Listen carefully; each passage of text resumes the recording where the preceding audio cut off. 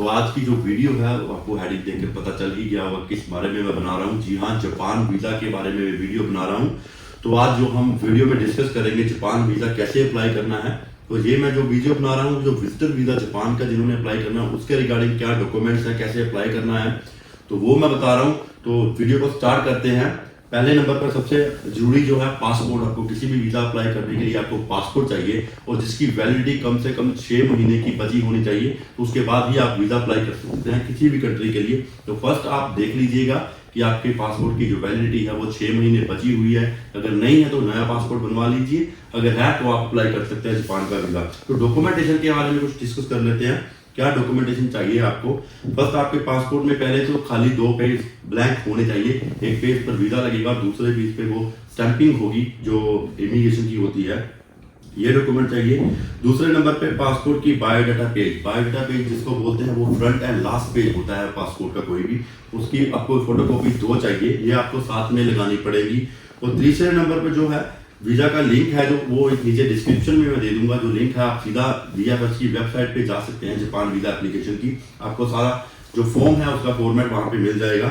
और तीसरे नंबर पर है कवरिंग लेटर। जी हाँ, कवरिंग लेटर ये एक होती है कि किसी भी जगह पर, किसी भी एम्बेसी में और कहीं भी किसी भी कंट्री में आपने अगर जाना है तो उसके वीज़ा अप्लाई करने के लिए आपको कवरिंग लेटर बनानी पड़ती है। कवरिंग लेटर में आपको मेंशन करना पड़ेगा आपका पासपोर्ट नंबर, आप किस कंट्री में जा रहे हैं उसके रिगार्डिंग आपको सब कुछ लिखना पड़ेगा। आपका काम क्या है, आपकी सैलरी वगैरह, कौन कौन से डॉक्यूमेंटेशन अपनी फाइल के साथ अटैच कर रहे हो, ये सारा एक कवरिंग लेटर आपको बनाना पड़ेगा। और हाँ, एक चीज़ का ध्यान रखिएगा, किसी भी वीज़ा एप्लीकेशन अप्लाई करने के लिए कवरिंग लेटर एक मस्ट टूल होता है उसको अप्लाई करने के लिए। उसी के ऊपर 50 या 60% आपका वीज़ा डिपेंड होता है। आप क्या मेंशन कर रहे हैं, क्या आप शो कर रहे हैं उसमें वीज़ा में, कवरिंग लेटर में। तो उसी में ही पता लगेगा आपका जो काम जो क्या करते हैं, क्या आपका क्या सारा सिस्टम है, आपकी लाइफ में क्या कैसे चल रहा है, सब कुछ काम धंधा वो सारा उसी में पता लगेगा।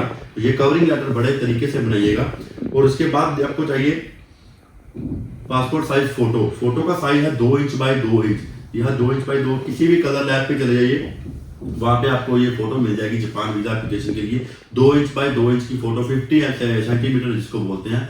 ये 2 पिक्चर चाहिए व्हाइट बैकग्राउंड में, किसी खुले बाल या वगैरह स्पेक्स ना लगाई हो, सिंपल सी फोटो बना के रखिएगा। और उसके बाद होटल बुकिंग चाहिए भाई। होटल बुकिंग का एक मैं आपको बता दूं, आप चाहे तो पेड भी कर सकते हैं, पर मैं आपको रिकमेंड करूंगा पेड बुकिंग मत कीजिएगा। आपको सिर्फ hotelbooking.com में जा करके होटल बुकिंग कर लीजिएगा, फ्री ऑफ कॉस्ट होती है, कोई पैसा नहीं लगेगा। आपकी कार्ड की डिटेल मांगेंगे, वो आप भर दीजिएगा और पे एट होटल की ऑप्शन को चूज कर लीजिएगा, ये फ्री होती है एकदम। और रिजर्वेशन सर्टिफिकेट आपने इन्होंने लिखा हुआ है। रिजर्वेशन सर्टिफिकेट का मतलब होता है आपकी फ्लाइट की टिकट। जी हाँ, वो रिजर्वेशन मांगते हैं, कंफर्म टिकट नहीं मांगते। पर अगर आपने लगानी है तो आप लगा सकते हैं। अगर आपको पूरी श्योरिटी है आप खुद पे कि आपका वीज़ा सच में आ जाएगा जापान का, तो वो आप लगा सकते हैं। पर मैं आपको ये भी रेकमेंड करूंगा, डमी टिकट्स बाजार में 500-1000 में मिल जाती है, अब वो लगा सकते हैं उसमें।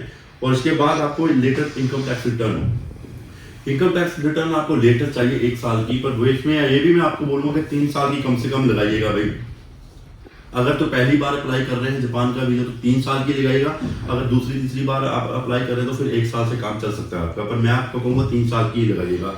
और इसमें एक और चीज़ है, जापान जो वीज़ा एप्लीकेशन जो वैसी है वो आपको सिर्फ स्टेटमेंट की रिक्वायरमेंट नहीं रखती, पर वो भी आप लगाइएगा। अगर पहली बार अप्लाई कर रहे हैं जापान का वीज़ा, उसमें ही आपका पता लगेगा आपका बैलेंस क्या है, आपका पैसों का सिस्टम क्या है, आपकी सैलरी कितनी आ रही है, किस हिसाब से आप पूरा खर्चा कर रहे हो अपना सिस्टम का सारा, तो उसमें पता लगेगा। तो आप 6 महीने की बैंक स्टेटमेंट लगा दीजिएगा।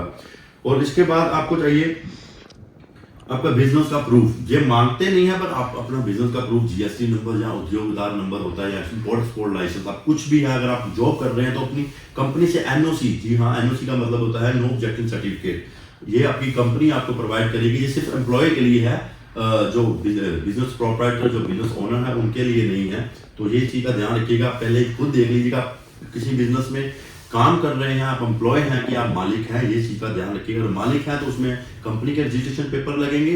अगर आप किसी के पास जॉब कर रहे हैं तो NOC लगेगी और सैलरी स्लिप लगेगी। इस चीज़ का ध्यान रख लीजिएगा। अगर कुछ आपको ना भी पता लगेगा, नीचे कमेंट बॉक्स में जाकर कमेंट कर दीजिएगा, मैं उसका सून एज पॉसिबल रिप्लाई भी कर दूंगा। और उसके बाद प्रूफ ऑफ रिलेशनशिप, अगर आप मैरिज की हुई है, पासपोर्ट पे नाम नहीं चढ़ा तो आप मैरिज सर्टिफिकेट भी लगा सकते हैं। और मैरिज के अगर पासपोर्ट पे नाम चढ़ा हुआ तो फिर इतनी जरूरत नहीं है उसकी। यही कुछ 5 से 6 डॉक्यूमेंटेशन है, आप जापान वीज़ा के लिए अप्लाई कर सकते हैं। वीज़ा भी आपको दिखाता हूँ। जो कैसा है देखने में वीज़ा, वो आपको मैं दिखा देता हूँ। जापान का वीज़ा भाई देखने में कुछ ऐसा होता है। तो जापान का वीज़ा में मैं खुद का अपने केस में कुछ आपके साथ कुछ शेयर कर देता हूँ, क्योंकि हर किसी की एप्लीकेशन डिफरेंट होती है, सिस्टम सबके डिफरेंट होता है, पेपर जरूर सेम होते हैं पर किसी किसी का फाइल लगाने का सिस्टम भी अलग अलग से होता है। तो आप मैं एक बात बता दूँ, मेरे केस में मैं पहले जापान 2-3 बार ट्रैवल कर चुका हूँ। जिस बार मैंने जब वीज़ा लगाया था अपना, मैंने कोई स्टेटमेंट नहीं दी थी, सिर्फ ITR की रिटर्न दी थी और रिजर्वेशन ही करवाई थी मैंने, डमी टिकट, और होटल भी मैंने booking.com से करवाया था। फीस के बारे में बता दूं, आपकी जापान वीज़ा सिर्फ 500 रुपये फीस लेता है वीज़ा एप्लीकेशन में। अगर इन बिटवीन आपका वीज़ा रिफ्यूज़ हो जाता है तो आपको रिफंडेबल होती है फीस, वो 500 रुपये भी आपको वापस कर देंगे। और वीज़ा का कुछ चार्जेस होते 600 से 700 रुपये, टोटल मेरे हिसाब से 1500 रुपये के नियर अबाउट आपकी VFS और एम्बेसी की फीस लगा करके पैसे लगते हैं, इससे ज़्यादा कुछ भी नहीं लगता। और टिकट जो आपकी है वो कई बार किसी के कोई नॉन में होते हैं, जो पर्सनल फ्रेंड्स होते हैं, वो डमी टिकट भी मुफ्त में बना देते हैं। आप वो आपके ऊपर डिपेंड करता है वो कैसे करते हैं। होटल बुकिंग तो वैसे मैंने आपको बता दिया, booking.com में फ्री मिल जाएगी। तो यही कुछ डॉक्यूमेंट से आप जापान का वीज़ा ले सकते हैं। और मैं आपको पर्सनल रिकमेंड करूंगा, जापान का अगर खाली पासपोर्ट है तो जापान का वीज़ा मत अप्लाई कीजिएगा। अगर 3-4-5 कंट्री घूमे हो, अच्छी सैलरी आ रही है, तो ही जापान का वीज़ा अप्लाई कीजिएगा। ऐसे फालतू में रिफ्यूज़ल लेने का फायदा नहीं है। ये मत सोचिएगा कि जापान की वीज़ा की फीस थोड़ी है तो हम अप्लाई कर दें तो कुछ भी कोई नहीं होगा, फालतू में स्टैंप भी लगेगी। जी हाँ, जापान पासपोर्ट पे स्टैंप लगाता है रिफ्यूज़ल की, पर उससे कोई इतना फर्क नहीं पड़ता, दोबारा भी अप्लाई कर सकते हैं। पर मैं अब आपको बोलूँगा, दोबारा अगर अप्लाई करना है तो अच्छे डॉक्यूमेंट दोबारा रिपेयर करके अपनी प्रोफाइल को फिर ही अप्लाई करिएगा। तो यही कुछ इन्फॉर्मेशन थी जो आपके साथ आज शेयर करनी थी। आने वाली वीडियो में नई इन्फॉर्मेशन लेके आपके सामने आएंगे। Thank you so much. तो अगर हाँ, एक और चीज़ आपको बतानी थी, अगर हमारा व्हाट्सएप का ग्रुप है स्काई कॉर्पोरेशंस का, वो आप भी ज्वाइन कर सकते हैं। उसमें मैं आने वाले कोई भी वीज़ा के बारे में जो नई इन्फॉर्मेशन आती है, फ्लाइट्स के बारे में सब कुछ शेयर करता रहता हूँ। तो उसका व्हाट्सएप का लिंक भी मैं डिस्क्रिप्शन में दे दूंगा, आप वो भी ले सकते हैं। वहाँ पे हमारा व्हाट्सएप ग्रुप ज्वाइन कर सकते हैं। और हमारा इंस्टाग्राम पे भी स्काई कॉर्पोरेशन आप ज्वाइन कर सकते हैं। और मेरा पर्सनल अकाउंट ट्रैवल देसी बॉय, वो भी आप ज्वाइन करते हैं। सभी का लिंक मैं डिस्क्रिप्शन में इस वीडियो में दे दूंगा, आप जाके देख सकते हैं। तो तब तक नेक्स्ट वीडियो के लिए थैंक यू सो मच। मिलते हैं नेक्स्ट वीडियो में।